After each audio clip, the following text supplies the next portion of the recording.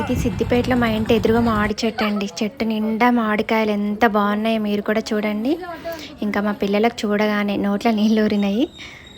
అందుకే తెంపడానికి ట్రై చేస్తున్నారు. చాలాసేపు కష్టపడితే ఒక్క మామిడికాయ మా చేతికి వచ్చింది.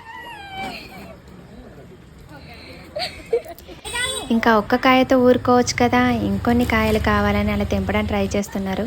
కాకపోతే మా చేతికి రాలేదు.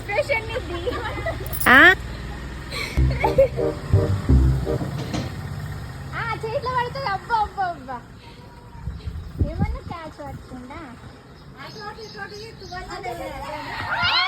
అలా మోర్లో పడిపోయింది. అయ్యో అనిపించింది. ఎంతైనా మామిడికాయ కొని తినేదానికంటే ఇలా చెట్టు మీద ఫ్రెష్ కాయని తెంపుకొని కట్ చేసుకొని ఉప్పు కారం వేసుకొని తింటే ఆహా, నోట్లో నీళ్ళూరుతున్నాయి కదా.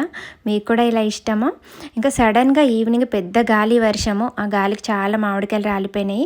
వర్షం తగ్గిన తర్వాత వెదర్ చాలా కూల్గా మారిపోయింది. బంగ్లాపైకి వెళ్తే ఎంత బాగా గాలి వస్తుందో ఆ వెదర్ని ఆస్వాదిస్తున్నాం అందరం. చూడండి మామిడికాయలు ఎలా రాలిపోయినాయి. మామిడి కొమ్మలు కూడా విరిగిపోయినాయి. పిల్లలందరూ అవి ఇస్తారేమో అని వెయిట్ చేస్తున్నారు. అందరు కొన్ని ఇచ్చారు మామిడికాయలు.